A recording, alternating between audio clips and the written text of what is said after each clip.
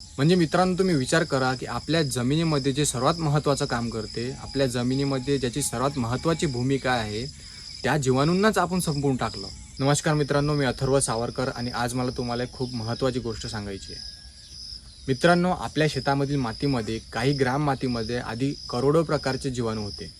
ज्या जीवाणूंचं वेगवेगळं कार्य होतं, जे जीवाणू मातीमध्ये वेगवेगळं काम करत असेल. आणि मित्रांनो, आपण शेतामध्ये केमिकल फर्टिलायझर टाकत गेलो, केमिकलचे स्प्रे घेत गेलो, त्यामुळे हळूहळू ते जीवाणू नष्ट होत गेले, हळूहळू ते जीवाणू संपत गेले. आणि मित्रांनो, आत्ताच्या परिस्थितीत आपल्या मातीमधील काही ग्राममध्ये फक्त हजारोच्या संख्यातच जीवाणू आहे. म्हणजे मित्रांनो, तुम्ही विचार करा की आपल्या जमिनीमध्ये जे सर्वात महत्त्वाचं काम करते, आपल्या जमिनीमध्ये ज्याची सर्वात महत्त्वाची भूमिका आहे, त्या जीवाणूंनाच आपण संपवून टाकलं. आणि हे सर्व कशामुळे झालं, तर फक्त आणि फक्त या केमिकलमुळे. आणि मित्रांनो, सर्वात आधी माझा आता हाच प्रयत्न चालला आहे की मी शेतीमधील जीवाणूंचा काउंट कसा वाढवू. मी याबद्दल थोडी रिसर्च देखील केली आहे आणि मला काही कल्चर माहीत पडले, काही गोष्टी माहीत पडल्या, जे मी शेतामध्ये दिल्यानंतर माझ्या जमिनीमधला, माझ्या शेतातील जीवाणूंचा काउंट हा वाढेल.